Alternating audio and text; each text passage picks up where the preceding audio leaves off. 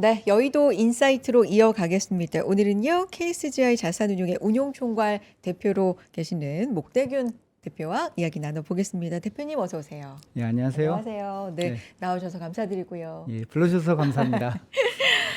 이렇게 2월 장이 이어지고 있는 네. 상황인데, 뭐 1월까지 정말 우리 시장 누가 뭐래도 뜨거웠다. 이렇게 볼 수 있는, 지금도 그 열기가 식은 건 아니지만, 2월 들어서 조금 더 변수랄까요? 네, 위아래로 변동성도 조금 더 커진 게 아닌가, 뭐 이런 생각은 좀 하게 되는데, 네. 최근 시장 분위기를 좀 어떻게 읽고 계세요? 뭐 역사적으로 보게 되면 네. 1월 시장이 좀 랠리를 갖다가 조금 더 좀 세게 하는 편이고 그러고 나면 2월 달 같은 경우에는 그 휴유증이라고 해야 될까요? 네, 통계적으로 봤을 경우에도 네. 2월 달이 좀 생각보다 안 좋습니다. 음. 역사적으로 9월 달도 조금 안 좋고요. 그러다 보니까 2월 달에 대한 차익 실현 압력들도 어느 정도 존재한다라고 보면 될 것 같습니다.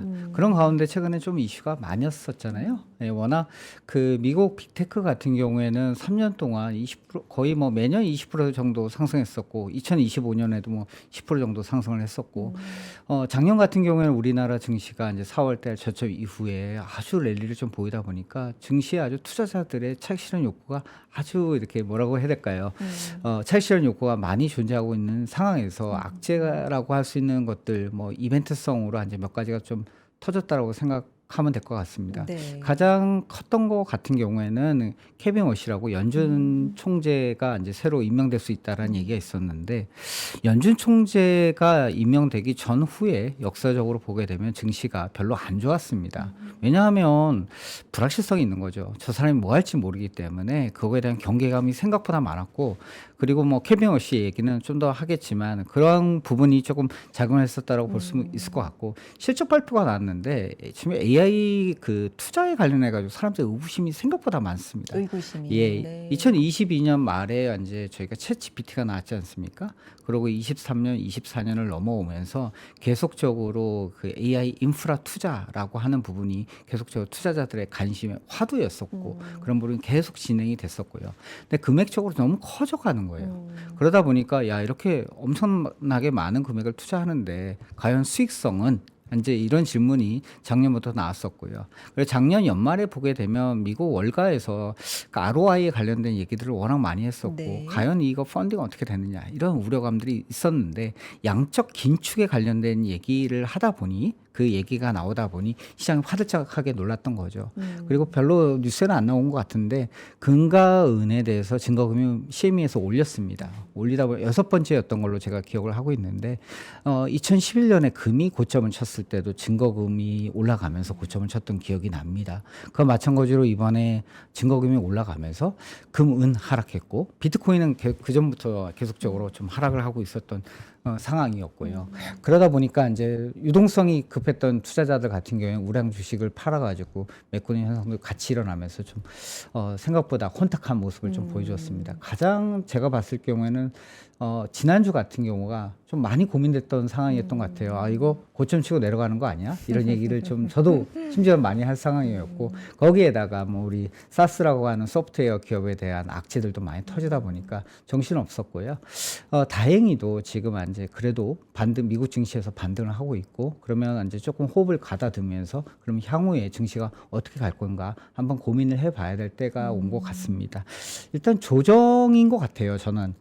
통상적으로 보게 되면 지금 현재는 강세장에 있는 것 같고요. 강세장에서의 10% 정도의 그 통상적인 조정은 아주 빈번하게 나타납니다. 그러다 보니까 이게 어떤 펀더멘탈 변화, 어떤 그 구조적인 변화를 갖다가 수반하지 않는다고 하면 10%의 그 조정 같은 경우에는 그냥 사실은 조금 무시하는 게 마음이 편할 수 있다라고 생각하고 있고요. 이번에도 통상적으로 그런 모습이 나타나지 않았나라는 생각을 좀 하고 있습니다. 물론 고민할 거리들은 몇 가지가 있고요. 그렇죠. 그런 부분들은 뒤에서 같이 한번 이야기를 해보도록 하겠습니다.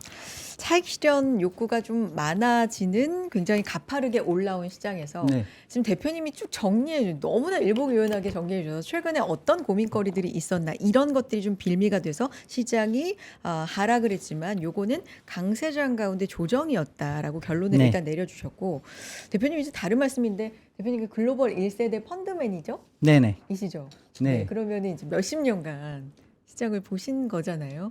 2020 2002년부터 이제 2002년부터. 대우증권, 구 대우증권, 어. 현재 미래에셋증권이죠. 네. 거기서 이제 애널리스트 생활을 시작했고요. 아. 2005년부터는 이제 미래에셋 자산운용으로 옮겨서 펀드 매니저 생활을 했습니다. 아. 하다 보니까 이제 뭐 잘못했는지 예, 인도 법인에서 이제 주재원 생활을 하면서 아마 제가 인도에서 펀드 운용을 했었던 네. 첫 번째 펀드 매니저일 것 같습니다. 한국인으로서는. 예, 그리고 미래에셋 자산운용에서 여러 가지 펀드들을 운용을 했었고 운용하던 펀드 중에 하나 뭐 잘 되는 펀드도 있었고요. 그다음 제가 기억 남는 게 두 개가 있는데 2014년 인사이트 펀드가 원금 회복할 때 운영하고 있었고 2020년에는 G2 이노베이터라고 미국과 중국의 혁신 기업에 투자하는 펀드를 갖다가 운영을 했습니다. G2. 예, 네. G2 이노베이터.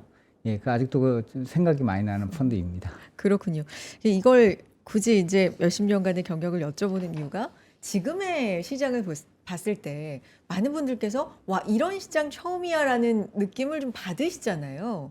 네. 실제로 시장에서 시장만 보시던 대표님도 그런 느낌을 받으시는지 아니면 뭐 그냥 좀 이럴 수 있지라고 보시는지 지금이 조금 특별한 상황인 건지 현재 상황에 대한 조망을 좀 듣고 싶어서요. 좀 많은 부분은 유사한 부분이 있습니다. 어떤 때와요? 유사한 부분은 이제 주도권의 변화라고 해야 될까요? 주도권? 예.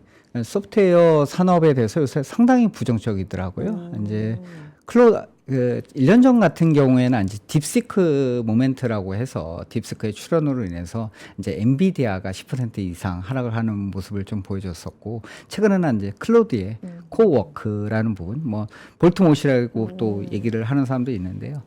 그 코워크 서비스부터 시작해가지고 다양한 서비스가 나오면서 아주 기존의 그 소프트웨어 산업이 상당히 오랫동안 진행됐던 비즈니스거든요. 뭐 마이크로소프트도 기억나시겠지만 한 30년 이상 정도 진행이 됐었고 안정적인 현금 흐름 그 다음에 고객 베이스 가금이 되게 생각보다 쉽거든요. 등록해놓으면 꾸준하게 현금이 들어오고 그리고 이익 변동성이나 매출 변동성이 별로 없습니다. 그다음에 진입 장벽이 엄청 강한 거죠. 그리고 한번 소프트웨어 사용하면 계속적으로 그 소프트웨어 사용해야 되는데 이 소프트웨어 산업의 변화가 이렇게 나타나고 있나라고 해서 저도 한 30년 만에 깜짝 놀랐었고요. 그래서 그러다 보니까 항상 예상치 못한 데서 짱돌이 날아오는구나라는 생각을 좀 많이 합니다. 항상 대기하고 있지만 예상치 못한 곳에서 갑자기 우리 리스크가 불거지는 그런 모습을 좀 보여줬다고 생각합니다. 저는 미국 같은 경우가 이제 밸류에이션적인 측면에서는 조금 계속 고민이 되는 것 같아요. 2014년도 미국 증시 많이 비싸다고 했지만 계속 올라가더라고요. 그리고 과거에 기억나는 게 종목별로 봤을 때는 아마존이 생각납니다. 아마존은 2010년, 11년에 PR로 몇 배, 400배 정도의 기억을 하는데요. 맨날 주제가 그거였습니다. 이 밸류에이션 받고도 갈 수 있느냐. 예. 그리고 그 당시에 현금 흐름이 적자였거든요. 영업이익 적자, 순이익이 적자였던 걸로 제가 기억이 납니다.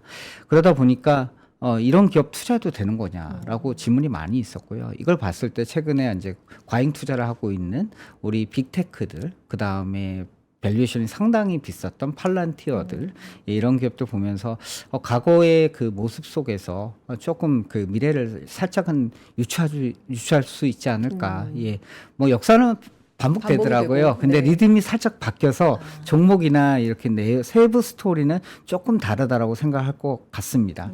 아무튼 요새 밸류에이션에 대한 이슈가 워낙 많다 보니까 저도 한번 고민을 하고 있고요. 시장은 생각보다 어려운 시장이라고 저는 생각합니다. 최근에 이제 운용력들하고 얘기하다 보면 나도 운용을 오래 했지만 정말 어려운 시장이다. 잘 못 맞힐 것 같다. 이 어렵다라는 건 어떤 의미예요? 주도주를 정확하게 못 맞히게 되면 생각보다 시장에서 낭패를 볼 가능성이 큽니다. 지금 전반적으로 추세적으로 상승인 것 같지만 생각보다 주도주를 맞추기엔 좀 까다롭다. 그렇죠. 2025년 작년을 놓고 봤을 네. 경우에 한국의 주도주는 명백해 보였지 않습니까? 반도체. 예, 하반기에 네. 반도체를 제대로 맞췄어야 네. 됩니다. 그리고 충분히 많이 가져가야지만 결국에는 지수도 이기거니와 투자자 입장에서 마음이 편하시거든요. 근데 그 주도주를 제대로 못 맞췄다. 다른 종목 가지고 있었다. 뭐 하고 하면 상대적 박탈감에 그렇죠. 좀 허우적거리시거든요.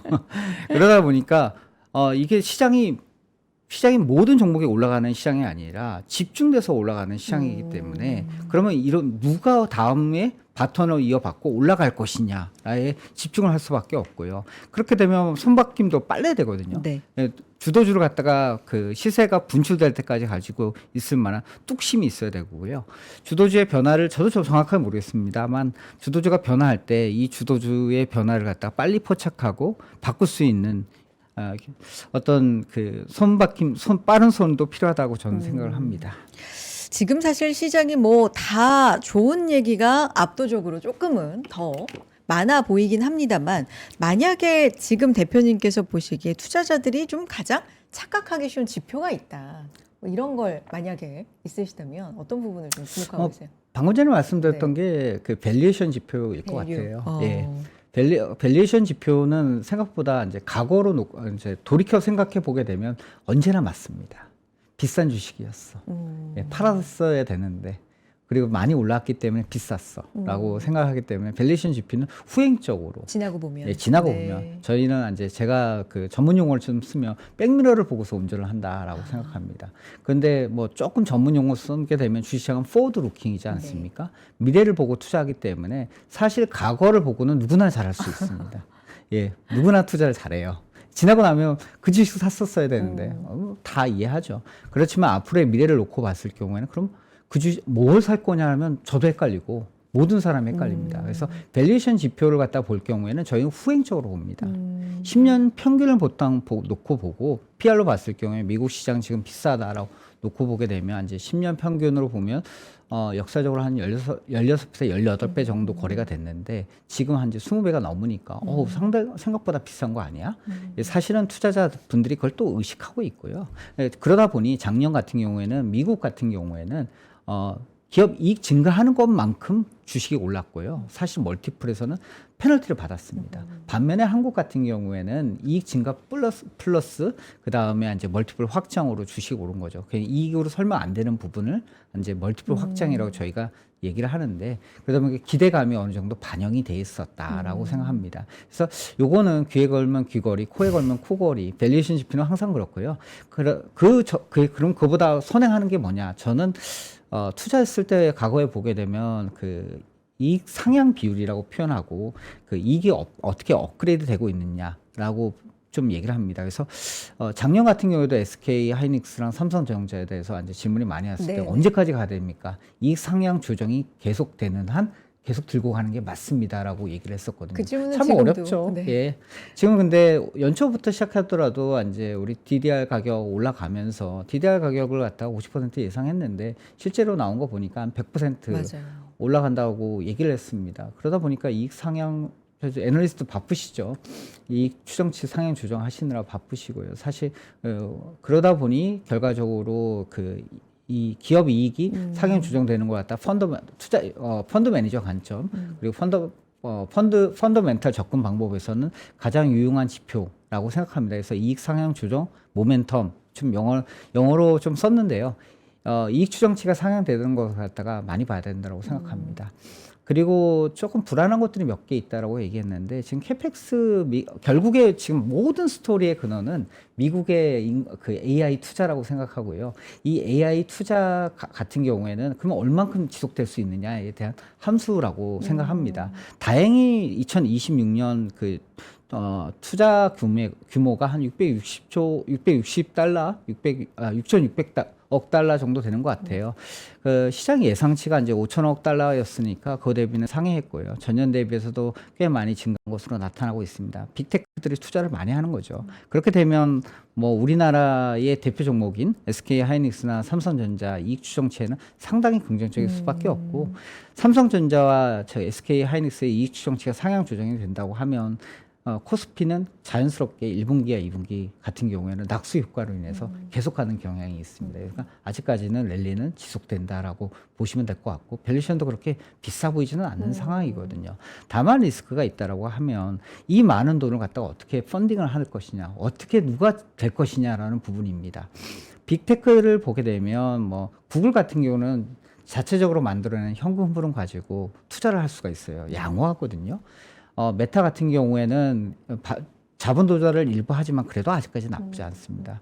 아마존이 지난주에 이제 실적 발표에서 주가 부러졌었는데 아마존의 내용을 보게 되면 2026년에 만들어낼 수 있는 영업 현금 흐름보다 더 많은 규모의 그 AI 투자를 하겠다고 하면서 시장에 2천억 달러. 불안감을 네. 안겨준 거죠. 어. 자기가 만들 수 있는 버는 돈보다 더 많이 투자하겠다라면 방법은 두 가지밖에 없지 않습니까? 첫째는 유증을 하거나 네. 두 번째로는 그리고 채권을 발행해야 되는 거죠. 그래서 아마존에 대한 악몽을 잠깐 얘기했는데 옛날에 아마존이 돈을 못 버는 기업이었거든요. 아마존 주가 리레이팅 할 때는 돈 버는 기업으로 전환하면서 주가가 한번 리레이팅 했습니다. 근데 투자자들 입장에서는 이제 돈 버는 기업이라고 생각해서 지금 생각을 하고 있는데 갑자기 얘가 돈 못 버는 기업으로 바뀌는 거예요. 투자를 너무 하는 기업으로 돼버리는 거죠. 그러니까 거기에 대한 네. 이제 경계감이 상당히 많이 작용했다라고 보시면 될 것 같습니다. 그게 제가 봤을 경우에는 좀 리스크 중에 하나였던 것 같고요.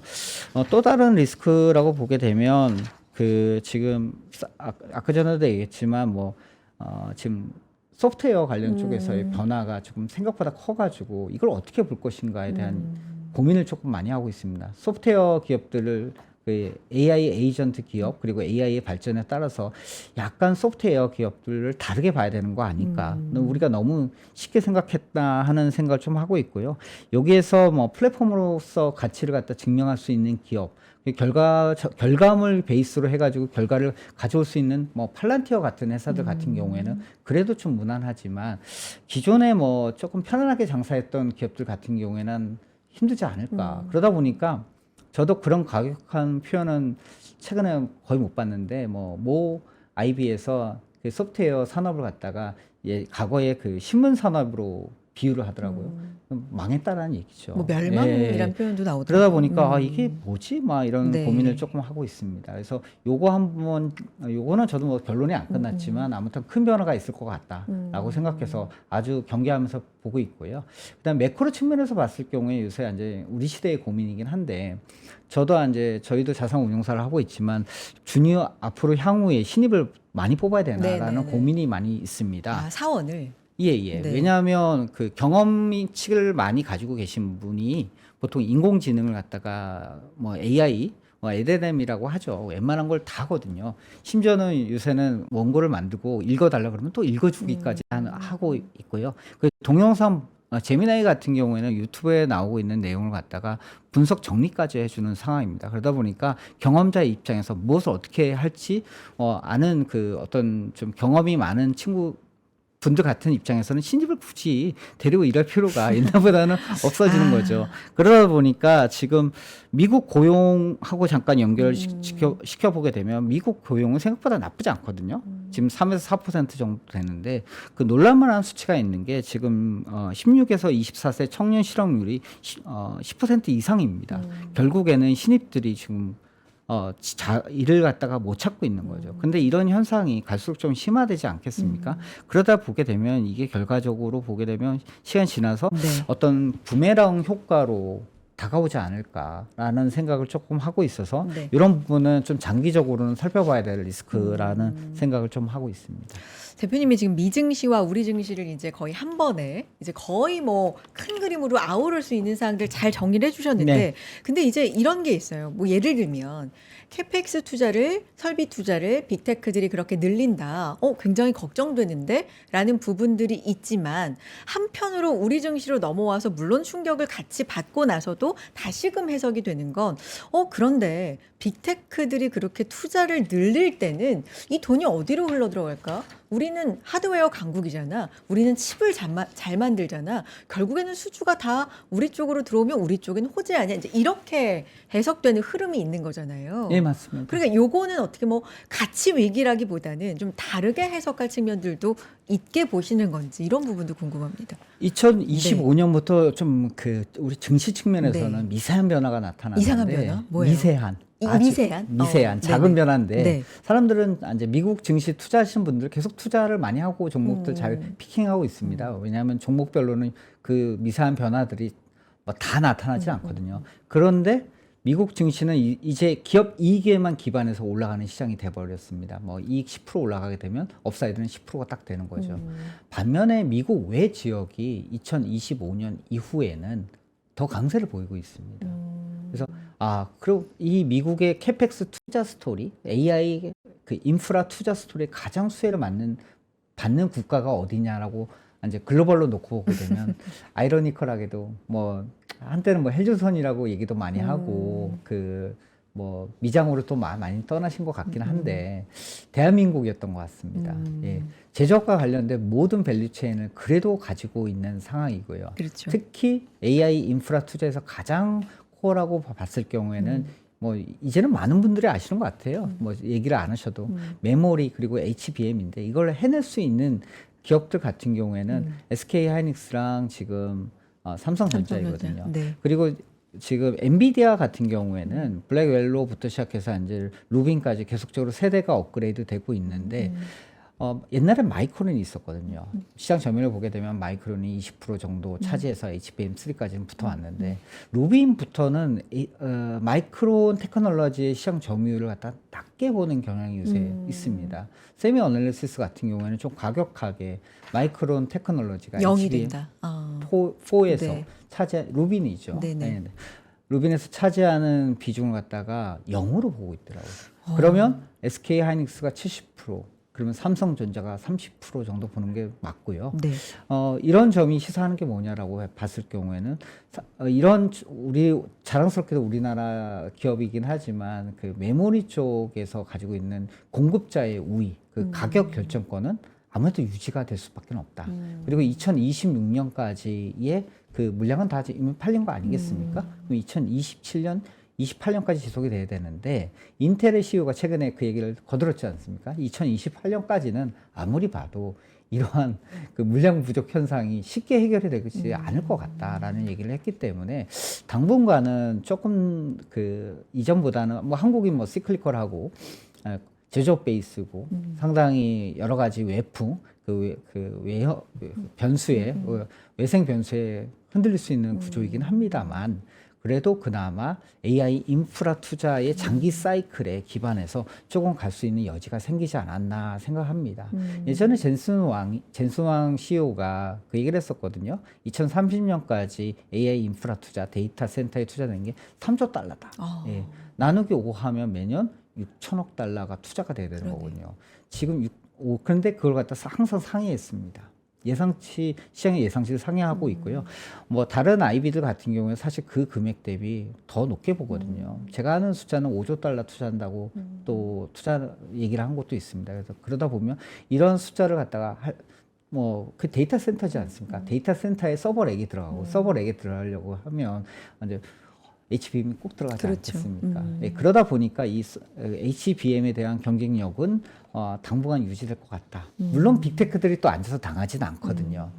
자체 칩을 만들기 시작했죠. 왜냐하면 그 엔비디아에 들어가고 있는 그 HBM 같은 경우에는 통상적으로 엔비디아의 칩은 범용적인 그 목적을 갖다가 수행하기 위해서 하는 거고 거기에는 최상의 성능을 낼 수 있는 이제 HBM이 따라가는 건데 빅테크들 같은 경우에 최상의 그 성능은 필요 없거든요. 자기들이 그 필요한 그 성능을 갖다 낼 수 있는 즉 가성비가 뛰어난 칩을 만들어 주면 됩니다. 그러다 보니까 최근에 나오고 있는 그 에이직에 기반했던 그 빅테크들의 뭐 맞춤형 칩 같은 경우는 HBM이 적게 들어가거든요. 그렇지만 뭐 그런 상황에서도 저희가 해석할 수 있는 거는 그러면 수요가 다 변화되는 거 아니냐. 엔비디아만 굳이 바라볼 필요가 없네.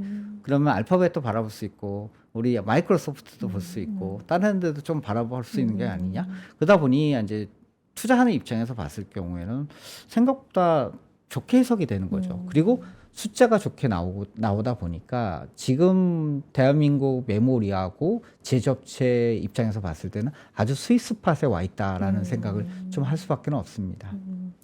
삼성전자와 하이닉스 실적이 뒷받침이 되고 뭐 이 세부적인 사항들을 보면 가격이 계속해서 올라가고 있고 뭐 없어서 못 판다 뭐 이런 얘기가 나오고 주문은 2년 뒤까지도 지금 차 있다 뭐 이런 얘기들도 지금 나오고 있는 상황이기 때문에 어느 정도 주가가 올라가는 것에 납득이 되는 여러 가지 이유들은 오케이 좋다. 그런데 이런 부분이 있어요.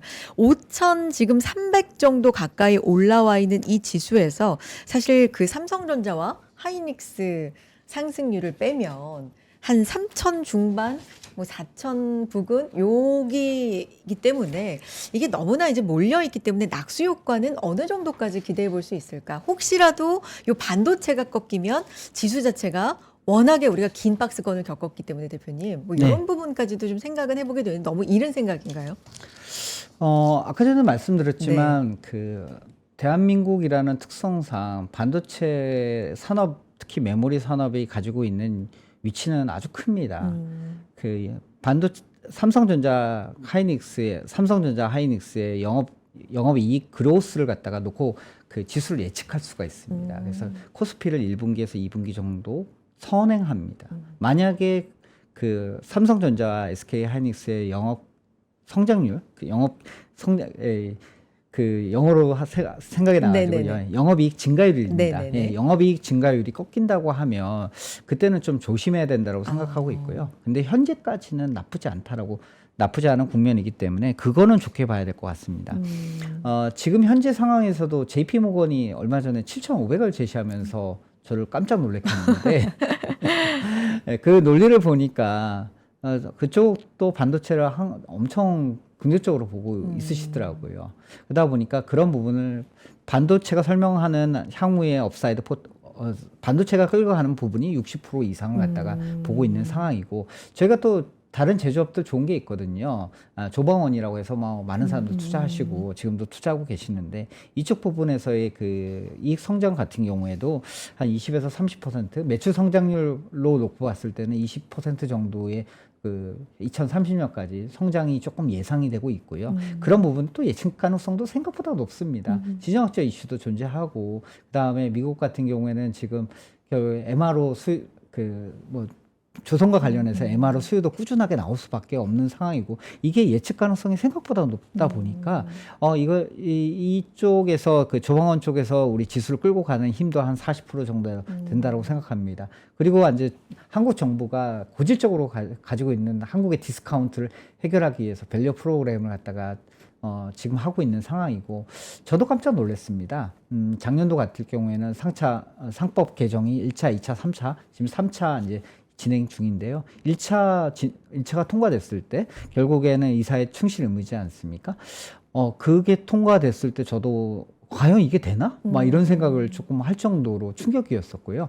제가 만나고 있는 뭐 얼마 되지는 않습니다만 외국인 뭐 밸류 투자자들 그리고 외국인 기관 투자자들 분들도 거의 충격을 받으시더라고요. 대한민국이 이게 되는구나. 예, 그리고 그 1년에 진행됐었던 밸류 프로그램의 진행 과정을 보면서 정말 되네. 근데 그 놀랐던 부분이 조금 더 점수를 주는 요인이 또 되기도 했겠어요. 네, 그렇습니다. 그리고 이번에 자사주 의무 이제 의무 소각에 관련해서 얘기를 하게 되면 요새는 좀 믿는 분위기 있더라고요. 그러다 보니까 이러한 쪽이 왜 중요하냐면 주주 환원율을 높일 수 있기 때문에 이거는 생각보다 선진국 증시에서 상당히 많이 중요한 포인트라고 볼 수밖에 없을 것 같습니다. 그래서 키는 첫 번째는 반도체 이익 좋다. 네, 두 번째는 제조업들도 나쁘지 않다. 그리고 이익 가시성이 높다. 세 번째 밸류 프로그램. 요 세 가지가 합쳐졌던 게 코리아 디스카운트를 해소하고 있고 여기에 대해서 외국인 투자자들도 생각보다 상당히 긍정적으로 보기 시작했었고요. 작년 하반기에 많은 외국인 투자자들이 이거에 대해서 긍정적으로 화답을 했습니다. 그리고 아시아 증시 그리고 미국 외에 아까 전에 미국의 지역으로 이제 투자가 나타나기 시작했다라는 걸 말씀을 드렸는데 미국이 이제 뭐 많이 못 가지 않습니까? 기업 이익에 기반해서 조금 옆으로 행보하거나 혹은 출렁거리거나 올라가더라도 예전보다 많이 못 가다 보니까 미국에서 돈을 운용하는 친구들 입장에서는 그럼 어디를 투자할 것이냐 놓고 봤을 경우에 전체 그 딱 보게 되면 딱 눈에 띄는 지역이 딱 두 군데밖에 없습니다. 그래요? 예, 일본 그리고 대한민국입니다. 예. 대만을 투자하려고 그러면 뭐 제가 가끔 농담 삼아 그러는데 전쟁 나면 어떡할 거야. 예, 그 얘기를 많이 하거든요. 예전엔 제가 그렇게 많이 들었었거든요. 한국에 투자를 고민하고 있다 그러면 전쟁 나면 어떡할 거냐. 다른 외국인 투자자들이 그러더라고요. 그래서 요새 저도 써먹는데 대만 좋아 보이지 않냐라고 했을 때 전쟁 나면 어떡할 거야. 그러면 거기도 디스카운트이 생긴 거거든요. 그에 반해서 한국 같은 경우에 여러 가지 얘기할 거리가 예전보다는 조금 많아진 것 같습니다. 그래서 그런 측면에서 보게 되면 한국을 갖다가 요새 투자하는 데 있어서 외국인 투자자 입장에서는 우선순위로 뽑는 것 같습니다. 그러면 지금은 뭐 젠슨 왕의 주말 사이에 발언도 있었고 네. 여전히 AI는 굳건하지만 그 내부적으로 소프트웨어가 살아남을 수 있을지 이거는 아직까지는 좀 확인을 해봐야 되는 시대니까 기술의 시대에서 뭐 투자 대비 효율의 시대 아니면 혹은 새로운 어떤 국면의 시대로 좀 접어드는 것 같기도 해서 이 질문을 드려야 되는데 AI는 여전히 대표님 낙관적으로 보시는 거예요? 네, 저는 긍정적으로 보고 있습니다. 그럼 세부적으로는 또 어떠신지도 궁금하고 지금 뭐 소프트웨어도 말씀드리고 네. 했는데 뭐 낙관론의 가장 기반 같은 경우에는 투자 이제 수요이지 않겠습니까? 그렇죠.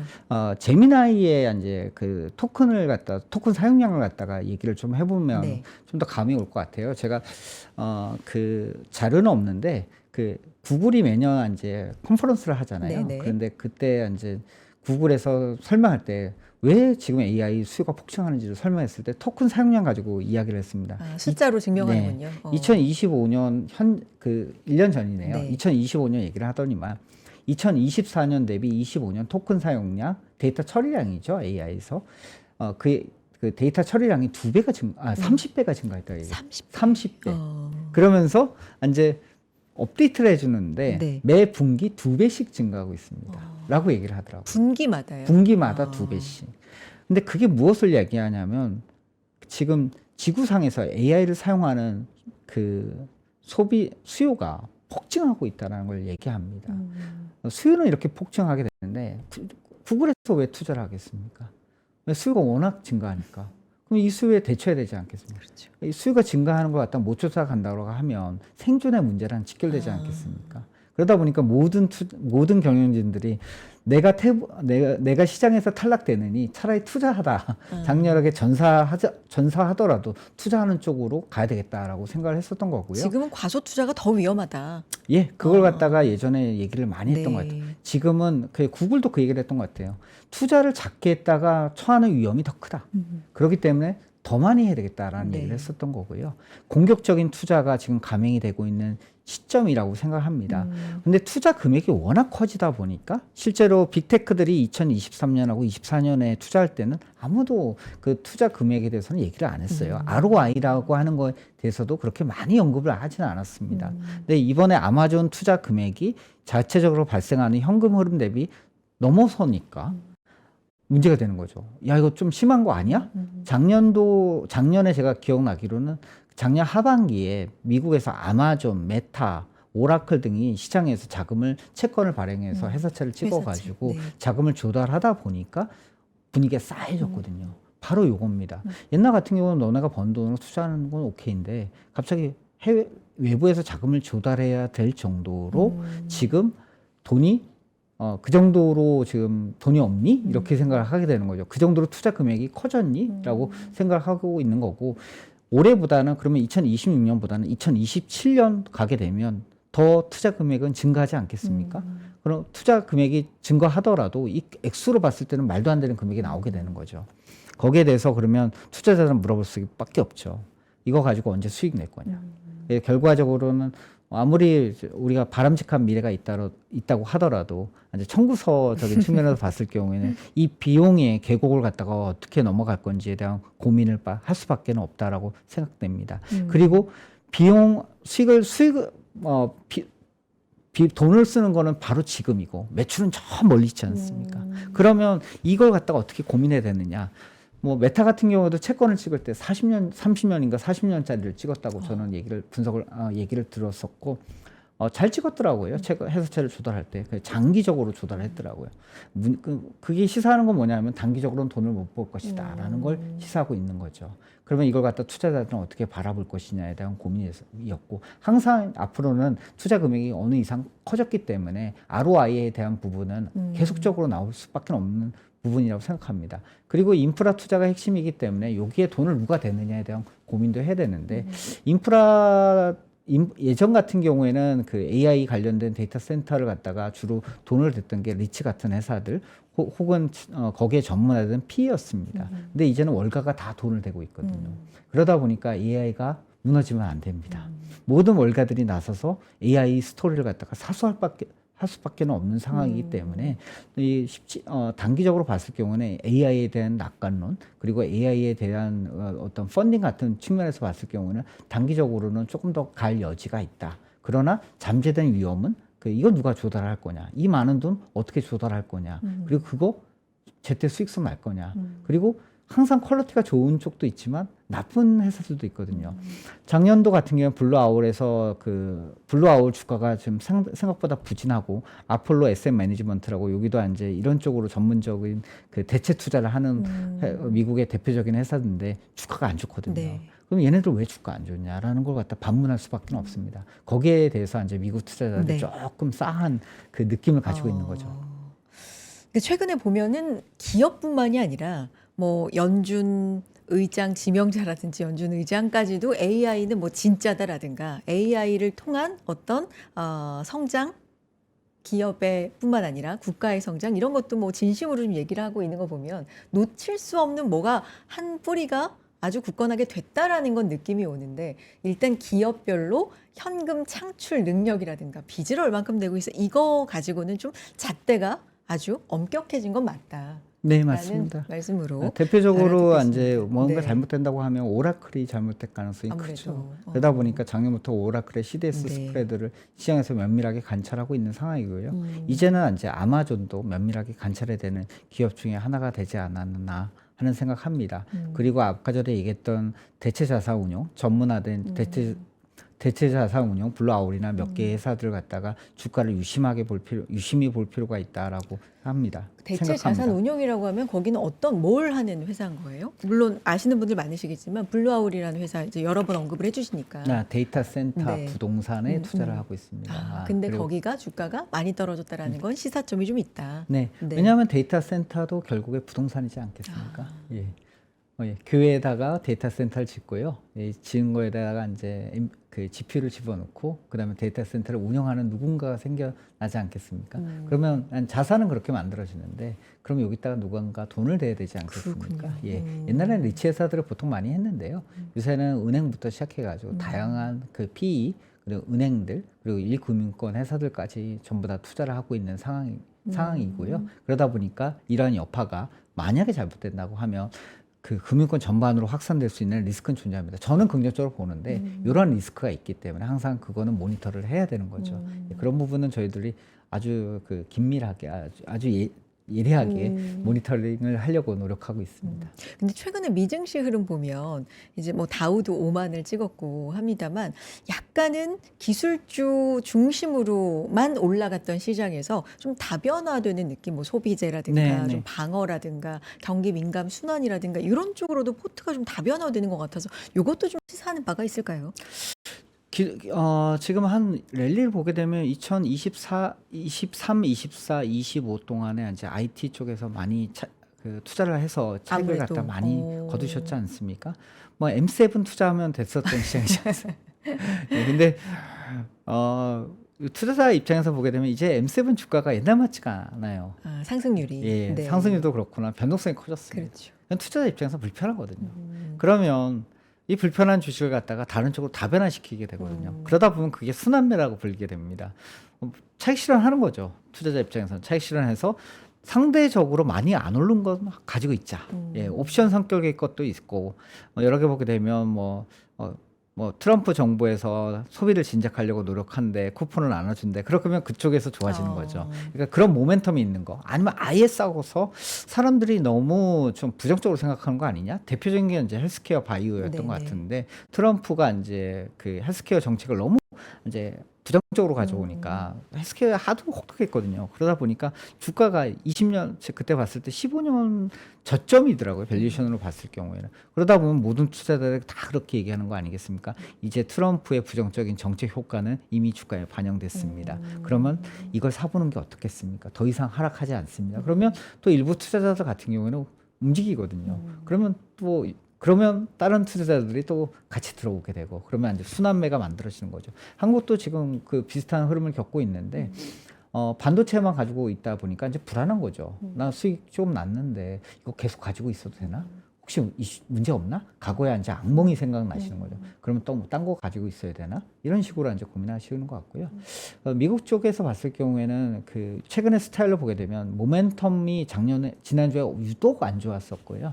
그러다 보니 이제 밸류라고 해서 지금 현금 흐름을 창출할 수 있는 쪽으로 조금 자금이 많이 좀 이동을 하는 모습을 좀 보여주고 있습니다. 네. 아마 제가 봤을 경우에는 당분간은 이게 계속될 것 같다는 생각을 좀 합니다. 어떤 그러니까 이런 밸류와 현상이요? 모멘텀에서 왔다 갔다 하는 모습이 계속될 것 같고, 아직까지는 모멘텀은 살아 있거든요. 투자는 계속되고 있고, 그걸로 인한 어떤 생산성 혁명이라고 할 수 있는 부분도 진행 중이기 때문에 모멘텀의 일부는 살아 있다고 생각합니다. 그렇지만 예전에 안 봤던 그 필수 소비재 같은 거, 그러면 헬스케어, 에너지 업종도 올해 많이 올랐는데 그렇게 밸류 성격의 것들에 대해서 이제 투자자들이 보기 시작하는 시점이 이제 도래한 거죠. 이미 그건 이전부터 진행이 많이 어느 부분 진행이 됐다라고 보시면 될 것 같습니다.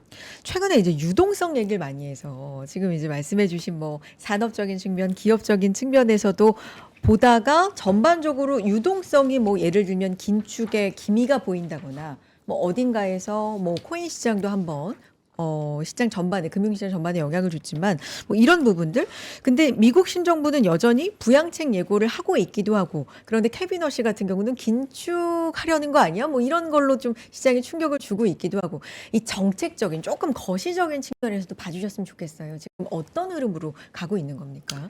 예, 그 작년에 뭐 미국에서 매크로만 좀 잘한다는 친구들하고 물어보니까 네. 금리 인하 바로 될 거 같냐라고 하니까 쉽지 않을 것 같은데 그러면서 그 얘기를 많이 하더라고요. 관세로 인해서 혹은 그 뭐 장벽으로 인해서 뭐 사실 그 인력들 같은 경우에 그 기존에 남미에서 남미에서 미국으로 많이 진출했는데 다 이민자를 갖다 추방하거나 그런 부분이 있다 보니까 네. 결과적으로는 물가가 많이 올라갈 수 있는 그 상승 가능성이 커졌다라고 얘기를 하더라고요. 그래서 금리 인하가 생각보다 빠르게 안 되고 있는 상황에서 이거 어떻게 할 거냐. 내년도 상반기 가면 충격이 있을 건데 이거 어떻게 해결할 거냐. 그때 나왔던 게 이제 트럼프 대통령이 이제 그 OBBA, 오빠. OBBA라고 네. 하더라고요. 오빠 법안. 그렇게 감세 법안. 표현하십니까?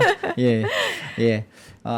크지만 이제 아름다운 법안이었는데 네. 이걸 통해서 그 결국에는 재정 정책이죠. 네. 이게 재정 정책을 써가지고 성장률을 높이겠다라고 했었고 네. 이게 생각보다 크다라고 얘기를 하더라고요. 계산을 해보게 되면 2천억 달러 정도고 이걸로 인한 효과 같은 경우에는 관세로 인한 이민자 추방 등의 기타 요인으로 인한 부정적인 걸 갖다가 상쇄하고도 GDP를 올릴 수 있는 효과가 있다라고 얘기를 했습니다. 그러다 보니까 실제로 그렇게 나옵니다. 2% 중후반대가 나온다고 하더라고요. 그래 지금 이제 아마 그 재정 정책이 조만간 가시화될 것이라고 저희도 보고 있고요. 그러다 보면 미국은 생각보다 GDP 성장률이 2% 중후반대에 나오는 나라가 됩니다.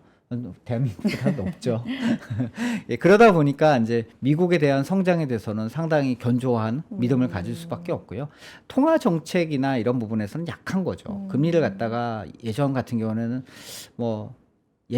그냥 거시적으로 접근을 하고 그냥 뭐 그랬다고 하면 지금은 재정 정책 같은 경우에는 좀 더 미시적이고 이렇게 핀셋이라는 개념을 써야 될까요? 아주 콕 집어서 돈을 넣어줘야 되는 쪽에다 넣어주는 정책을 쓰고 있는 것 같습니다.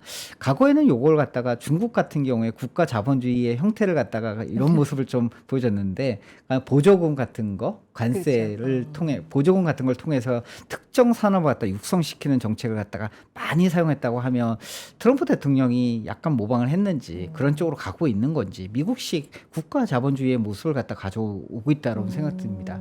반도체 법안도 마찬가지거든요. AI를 갖다 육성하겠다라고 하는 법안도 마찬가지고 이번에 지금 법인세율 인하 오빠 법안의 그 법인세율 인하 부분 그리고 R&D 비용의 100% 환급 관련된 부분은 생각보다 미국과 지금 추진하고 있는 AI 플러스 제조업 관련해서는 상당히 긍정적인 요인을 가지고 있다고 생각됩니다. 그래서 그런 측면에서 봤을 경우에 미국의 재정 정책은 제조업에게는 나쁘지 않다. 단 미국 내에 공장이 있어야 되고 미국 내에서 생산이 돼야 된다라고 국한된 부분이 있는 거죠. 그래서 그런 효과를 놓고 봤을 때 미국 성장률은 나쁘지 않게 나올 것 같습니다.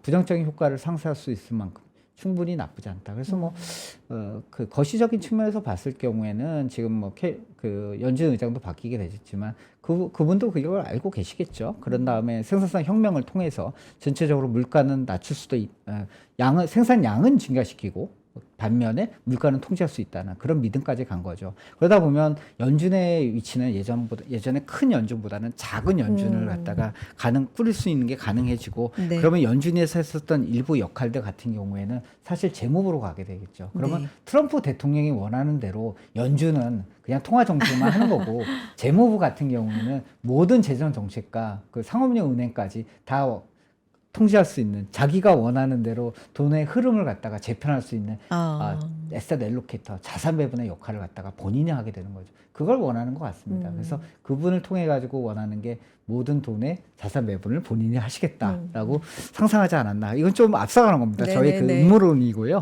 예, 예, 그런 생각을 좀 하고 있습니다. 좀 시나리오상 네. 그렇게 될 수도 있다. 그리고 생각보다 요 기업 감세 법안 요게 좀 현지에서도 강력하게 좀 기대가 되고 있고 평가받고 있다. 네. 뭐 이런 말씀이신데요.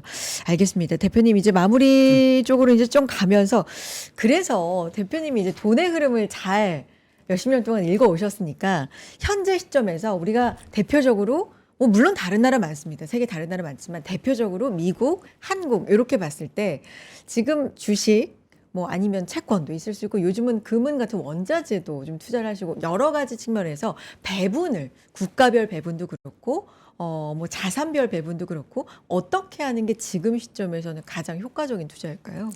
요새 현재 시점에서 얘기하면 그 한국 비중 생각보다 많이 올려야 된다고 저는 주장을 많이 하고 있고요.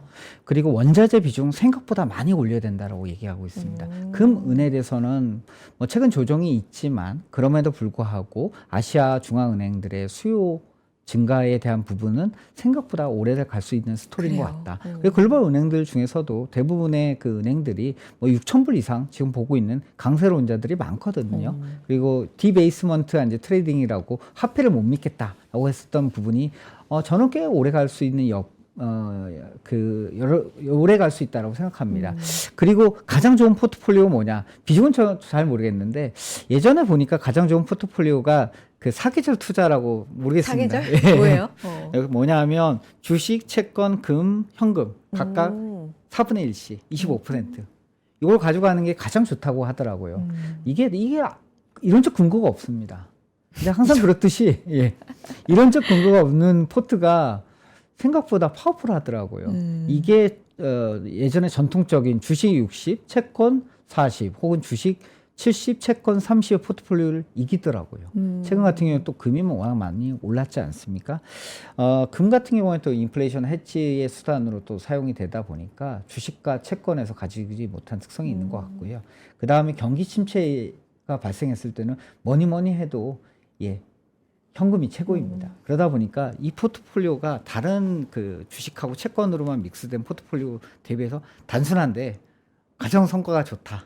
이렇게 말씀드리고 싶습니다. 물론 지금 같은 상황이면 뭐 다 주식을 해야지라는 분도 있을 수 있겠지만 전통적으로는 이렇게 배분을 해놓는 거 주식, 채권, 금, 현금 이게 좀 수익률이 괜찮더라라는 말씀이시고 생각보다 주식은 한국 주식을 더 많이 갖고 가야 된다. 한국 주식 중에서도 그럼 오늘 AI 얘기도 많이 하고 해주셨으니까 뭐 반도체 이렇게 보시는 거 아니면 그 밖에도 뭐가 있을까요? 저는 반도체와 조방원은 반드시 가져가야 반도체와 된다고 조방원. 생각하고 있습니다. 최근에 코스닥 쪽은 코스닥 활성화 정책에 힘입어가지고 관심이 많아지고 있고요. 보통 그런 정책이 나왔을 때 과거에 보게 되면 최소한 업사이드는 30% 이상이 합리적이더라고요. 그러면 아직 뭐 많이 안 올랐기 때문에 저는 아직도 올라갈 룸이 있다. 근데 문제 코스닥으로 봤을 경우에 그래서 개미 투자하시는 분들이 현명하신 거예요. 그래서 맨 처음에 레버리지 질러 버리시더라고요. 저는 그거 봤을 때 스마트하다.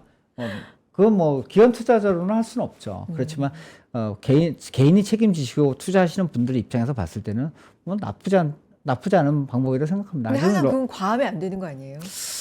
그 투자자의 입장에서는 분산 투자보다는 집중 투자가 저는 맞다고 생각하는 주의고요.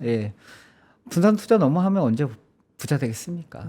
리스크를 어느 정도 테이킹하면서 최적의 포트폴리오를 꾸리는 게 좋다고 생각합니다. 물론 저희 맡겨주신 돈은 그렇게 운용하면 안 되죠. 그렇지만 지금 얘기하고 있는 건 개인의 투자 자금이고요. 그런 거는 분산된 투자 포트폴리오보다 자기가 컨빅션, 자기가 승률, 자기가 믿음이 자기가 알고 투자할 수 있는 지역에 과감하게 투자하는 게 오히려 승률이 더 높다고 저는 생각합니다. 그건 개인 투자자 입장이시고요. 예. 그 주식 내에서 우리 비중을 좀 더 생각보다 많이 갖고 가는데 조방원은 좀 반드시 갖고 가야 되고 저는 반도체와 조방원. 네. 예, 비중은 뭐 좀 어려울 것 같습니다. 제가 네. 또 이렇게 계획적으로 다 말씀드린 거. 자, 반도체와 조방원 위주로. 그런데 요거를 막 이렇게 펼쳐놓기보다는 생각보다 그래도 몇 개로 압축해 놓는 게 수익률 측면에서는 좋을 것 같다라는 말씀이시죠. 네. 뭔가 제대로 안다고 그러면 굳이 그 포트폴리오 분산시켜서 가져갈 필요가 있겠습니까?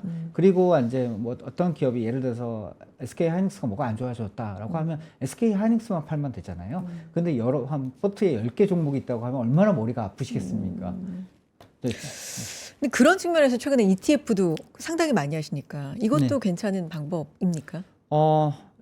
저희 회사는 ETF가 없지만, 예, ETF가 또 금융혁신 중에 하나거든요. 네. 예, 그래서 그런 측면에서는 뭐 제가 논평할 부분은 없고요.